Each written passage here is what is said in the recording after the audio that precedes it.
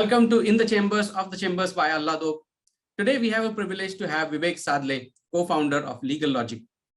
And I'm sure we are going to get a lot of insights into the world of legal field. Welcome, Vivek. Thank you for joining In the Chambers of the Chambers. Hey, thank you, Allah. It's always a pleasure to talk to you. And this is a great initiative for the community. And I appreciate you inviting me on this particular talk. I'm going to have fun here. So let's immediately begin with the first question. And a young cost accountant at a very young age, and then journey towards CS, and then journey towards law. Could you please elaborate that? How did that happen? I mean, it's been a dream, Allah. I never imagined when I passed out of the college that I would be sitting where I am today. And it is all, of course, hard work, but it is the well-wishers and friends like you who have made this happen. And on a single day basis, we keep adding our well-wishers to the growing list and, feel blessed about the whole thing. When we were in college, I mean, the Indian economy opened. This was, I passed out in 1995 out of Mullen College of Commerce, and the economy opened in 91. And we've been, our batch, Allah, as you have been part of it, have been benefited a lot because of the overall expansion in the economy. And we are, I think, one of the first batch to utilize the benefits of the economy opening to the hill. Our whole batch is doing great, and that feels privileged to be part of this whole journey. Perfect. In-house legal counsel to leading a law firm. Could you please explain a few of your insights about what kind of transition effects that you had on you as a person and professional? Yeah, meaning I started as a cost accountant in Siemens and Bombay Dyeing. And when I got the first opportunity to move from the finance/costing and management accounting field to legal, I tried to use that opportunity to come to Pune and join Kirloskar Group, where I started to hone my legal skills. And I started to enjoy doing that. And then Persistent happened to me in the year 2000. And I never looked back a lot. It was like a dream run for me at Persistent. Persistent grew leaps and bounds, and I personally grew leaps and bounds. And then the opportunity came at a juncture to think about something entrepreneurial. And we thought about LegaLogic and created LegaLogic and became outside counsel, as they call that, an external counsel. But I never felt the difference because of the way we practiced, whether we were in-house or now today as LegaLogic. I mean, the pace at which things continued, it is the same. And the enjoyment is multiplied, I can say, when we started LegaLogic with the canvas being open, not just with one company, but with multiple companies. And to see the success of so many of them simultaneously is a joy. Apart from the whole team, which has grown, not just in numbers, but in their stature and their personal life as well. That's been the real pleasure to look at the last 25 years of the professional journey. Super. So talking about the team, how do you ensure that right up to the newest joinee in the firm, how do you see those values in the every team member? I think the honest answer there is my co-founders and my other partners in the team are to be given the credit to do all of that. I'm a little bit of a boring person, serious into my screen most of the time. So I think the whole effort has been taken by the partners to imbibe all of that. And I keep learning all the day from them in terms of how to conduct myself. I keep telling myself to improve my human resource skill every single day, but it's still work in progress. I must admit that. I have been lucky to be surrounded with a very good set of people with very good set of value, including our batch, Allah, the whole of the, the friends that we had. I mean, it rubs on you. and your whole mindset is because of who you work with, who you talk to, who you accompany, and who you keep learning with. And that has been an immense joy to have been surrounded with the most beautiful set of people all through since college days, and which continues unabated every single day. Right. So you spoke about human resource. I mean, this is always a relevant question that when you recruit interns or new team members, what you look into them, what the quality you look out for.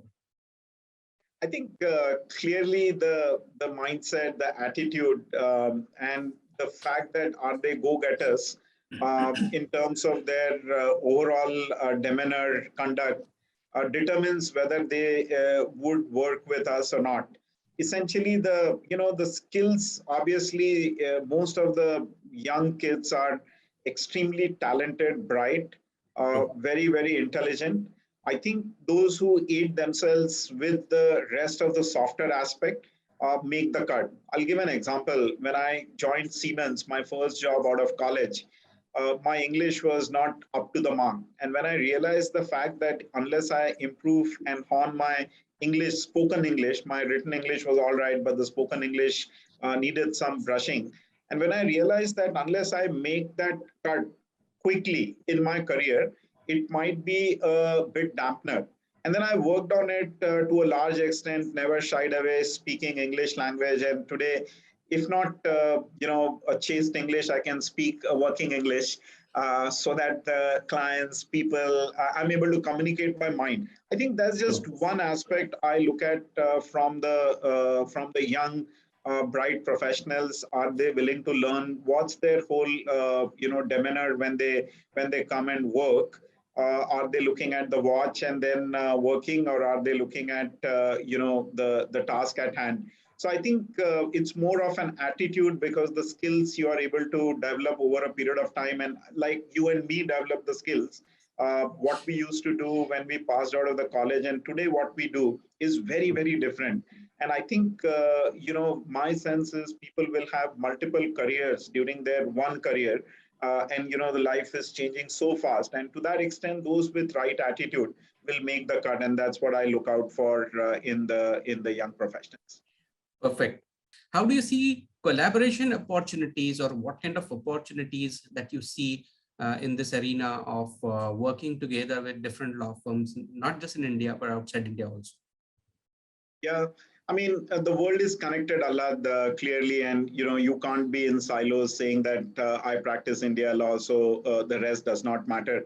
Most of the transactions today have a cross-border situation, be it India, US, be it India, Singapore, be it India, EU, and whatnot. And then you must understand what language gets spoken. I'm not talking about the German language and all that, but the communication. Right. When you speak with a US lawyer, the quick way in which they speak, you need to have ability to slow them down and not feel shy of asking them to repeat if you don't understand. Because True. one of the things that what happens at the young age, and it happened to me while I was at Persistent, is to feel that you know this. But remember that their language, first language, their mother tongue is English and ours is not. And the way they speak and the way we speak is very different. And therefore you should not have shame of asking them to slow down, break the sentences, say that it's not easy for you to understand at the speed that they speak. It's perfectly all right. I mean, it takes a little bit of time to make that request, but once you are clear that what you are there is to support your client, and in the interest of client and in the interest of the deal, you would want to make sure that you understand what gets spoken and not assume things which could be detrimental to your client. So I think that's True. one aspect of it. The second aspect of it is that, once you think that they are part of your team and make sure that they think that you are part of their team, I think that makes a lot of difference. It is about cutting the ice. It is about they knowing that, you are as competent and you mean the business. I think the rest happens because of all of that. It's not me versus you. It is not you are expert in your own field. They are expert in their own field, and you're collaborating to make deal happen for your clients. I think that is a clarity of thought once you have, it becomes easy to look at collaboration and make sure that, things work out well for your clients. Very well said. Coming back to our profession related aspects, it's ever growing. So many different things happen in our profession, laws, regulations, notifications, circulars, so many things do happen. Especially when students look at these scenarios, they feel overwhelmed. So how do you recommend how they keep themselves updated about the new things happening in the field of law? Yeah, I think that's very important, Allah. Thanks for bringing that up. I think what has happened is because of this whole digital, the attention span has gone down substantive, including mine. Yeah, There's no second thought about it. There's so many distractions. Like we closed the emails and the Teams and the correct. phone and whatnot, because those distractions kill. My sense is for the young folks, those who are able to keep the distraction away to large part of their time Yeah. will make the cut. And what do I mean by that? I mean that, trying to look at multiple avenues to learn may Mm. not work. So if, for Mm. example, if you have an online subscription, stay put with that. Mm. Don't try and go into multiple different things. Obviously, if there's something good, that's fine. But, trying to download everything on LinkedIn, trying to download everything on, XYZ, that does not help. I think staying put with one, even Yeah. if you lose out on a couple of items, that's fine. But, then you go deeper and then learn more as compared to trying to, grab everything from every small little, I think that's one. The second is that, reading is something that is a given. I think, those who continue to be updated, continue to be, will continue to remain relevant. How you do it is up to each of them. Someone told me last time is that pick up one case law daily.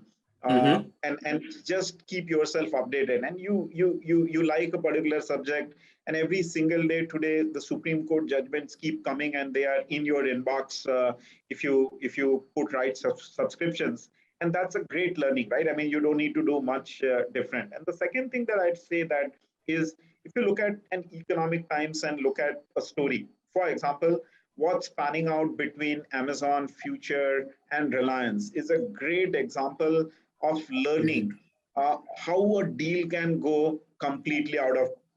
Who are the parties? The Supreme Court said that on 4th of May, they're going to talk about whether they will make Reliance a party to this or not. Now, this is such a great learning that the books can't tell you. True. Follow the story from beginning to end. You can't Correct. be looking at one day what happened and, just drop the ball. And these are all, and the kids are so lucky that all of that is available black and white immediately on an everyday basis. So you can actually learn on a daily basis as to what is the update, and that's what someone should do if they would want to learn a particular topic happening live, even though you or your firm is not party to it. You are actually party to it because it is digital and because it is available to you at the real time. So on this great thought, a transformational or contribution to society, let's close this session of In the Chambers, and we'll move to the Off the Chambers. Let's see what we can get out of that. Thank you, Vivek, for joining In the Chambers. Let's move to the Off the Chambers. Okay, so thanks for joining for Off the Chambers session. We had a fantastic In the Chambers. Now Off the Chambers. And the first question that I always get is about, I have had what Mansi prepares for breakfast or lunch, or it could be, and she's amazing cook. Do you dare to try and experiment anything in the kitchen when Mansi is around? Not just the kitchen, but in the house, she is the she is the one who leads it, and I let her do it, and she does a great job. I mean, life is such a lot where you have to make peace with what you don't know, and it's okay to not know of multiple things which someone else does it better. And Yeah. I I've been very lazy. You won't know that I'm the most laziest person that you will ever find. But then I try and not show it.